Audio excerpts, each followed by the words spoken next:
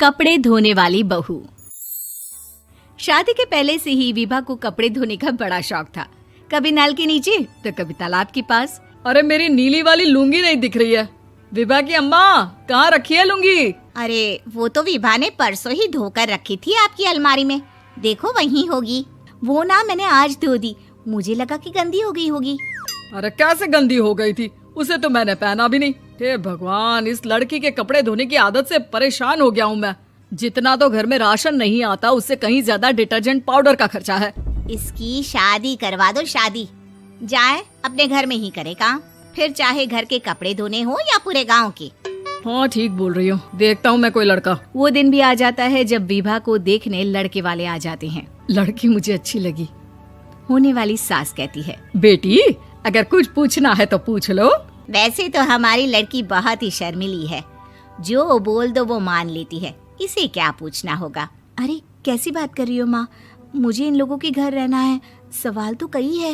हाँ हाँ बेटा, पूछ लो ना, क्या पूछना है। आप लोगों के घर कपड़े कौन धोता है? सास का मुंह बन जाता है। देखो, अगर तुम ये कहना चाहती हो कि तुम्हें कपड़े धोने नहीं आते तो सुन लो, कपड़े मैं ही धोती हूँ, लेकिन तुम्हारे आ जाने के बाद मैं रुमाल तक नहीं धोऊंगी। अरे चुप रहना भाग्यवान, बहू बेचारी घर आई नहीं, उसे डराना शुरू कर दिया। वो क्या है ना बिटिया, अभी तक तो ये कल्लू की माँ ही धोती थी, लेकिन अब तुम्हारे पापा तो दहेज में वॉशिंग मशीन देंगे ही। तभी विभा की माँ बोल पड़ती है, सवाल भी पूछा तो क्या। वैसे भाई साहब, मशीन की तो फिर भी कपड़े धोने की कैपेसिटी होती है। मतलब जो बिटिया दे रहे हैं ना विभा, इसे कपड़े धोने का बहुत शौक है। ये आप लोगों के क्या, आस पड़ोस गांव मोहल्ले सबके कपड़े धो दे और उफ तक ना करे। बाहर देखा नहीं आपने कितने कपड़े सूख रहे हैं? सब हमारी बिटिया ने ही तो धोए हैं। बस भी करो ना माँ, शर्म आ रही इतनी तारीफ सुनकर। और तो और एक दाग निकाल कर दिखाओ तो मान जाओ। हाँ अच्छा, माफ करना बेटा, मैंने गलत समझा।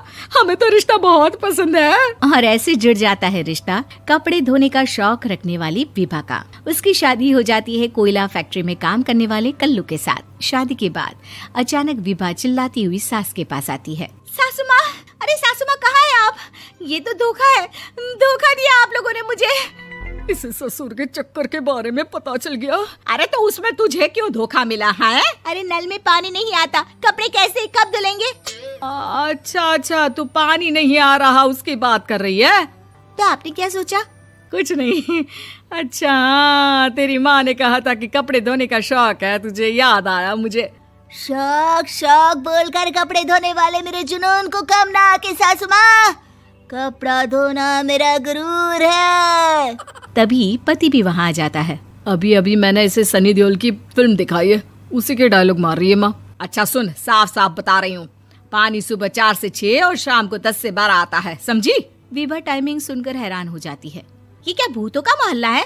सुबह 4 बजे उठकर कौन कपड़े धोता है? 4 बजे टंकी में पानी जाता है, फिर सारा दिन धोना ना, किसने मना किया? अरे कैसी बात कर रही हैं? 200 लीटर की टंकी में कितने कपड़े धो लूंगी मैं? सुबह ही उठ जाऊंगी मैं। अब क्या था, विभा सुबह 4 से लेकर रात के 12 बजे तक कपड़े ही धोती रहती। एक रोज सास पड़ोस से निकलकर कहीं जा रही होती है कि साथ वाली कहती है, हाँ कल्लू की माँ, जरा ये बताओ कि 2 साड़ी है, 2 ब्लाउज और एक पेटीकोट और एक नाड़े वाला लंबा कच्छा। हाँ तो? अरे तो क्या, कितना लोगी धुलाई ये बताओ। धोबन दिख रहे हैं हम क्या? हमारे पति सरकारी नौकरी से अभी रिटायर हुए हैं और बेटा सुपरवाइजर है कोयला फैक्ट्री में। धोबन समझ रखा है हमें? हाय रे कल्लू की अम्मा, माफ कर दो, वो तो मोहल्ले में यही सब बता रहे थे कि तुमने बहू को कपड़ा धुलवाने के काम में लगा दिया है। सास को पड़ोसन की बात सुनकर गुस्सा आ जाता है। वो घर पहुंचती है जहां घर के बाहर ही इतने सारे कपड़े सूख रहे होते हैं जितने कि किसी धोबन के घर पर। अरे ओ कल्लू की दुल्हन, बाहर निकल। माँ जी यहीं आ जाओ, बाथरूम में चादर धो रहे हैं हम। अरे अभी हम धोते हैं, तुमको बाहर निकलो। ये आस पड़ोस वाले बोल रहे हैं कि हम बहू से कपड़े धुलवा कर उसे कपड़ा धोने वाली बना दिए हैं। अरे छोड़ो ना माँ जी, किन लोगों की बातों में आती हो? आस पास के लोगों का तो काम ही होता है कि वो किसी तरह सास बहू को लड़ा दे। बहू सारे घर के कपड़े धोती है, ये क्या कम है? बोलिए। सास को भी लग जाता है कि वो बहू का ये सनकीपन नहीं छुड़वा सकती, इससे अच्छा है कि खुद ही चुप हो जाए। एक रोज सास और बहू मंदिर जाते हैं, जहाँ सास की साड़ी वहाँ खड़ी भीख मांगने वाली से मिलती है। माँ जी क्या बात है, आपकी साड़ी उस भिखारन से कितनी मिल रही है ना? हाँ हाँ, देखो तो दोनों की साड़ी मिल रही है। क्या बात है कल्लू की अम्मा, तुम खुद को तो अफसर की बीवी बताती हो और ऐसी सिंपल सी प्लेन साड़ी पहनकर घूमती हो। सिंपल और प्लेन नहीं है ये साड़ी। तो क्या सोने के धागे से फूल बने हैं? कुछ भी सासू माँ, कुछ भी। हाँ, बने थे इस साड़ी में सोने के धागे से फूल। मेरे पति लेकर आए थे मद्रास से स्पेशली मेरे लिए 10,000 की।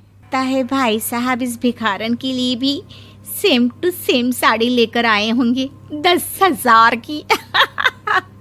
सास उस वक्त तो कुछ नहीं कहती, लेकिन बहू के साथ घर आती है और अलमारी से एल्बम निकाल कर लाती है। ये साड़ी देख रही है, ये वही साड़ी है जिसे मैंने अभी पहना था।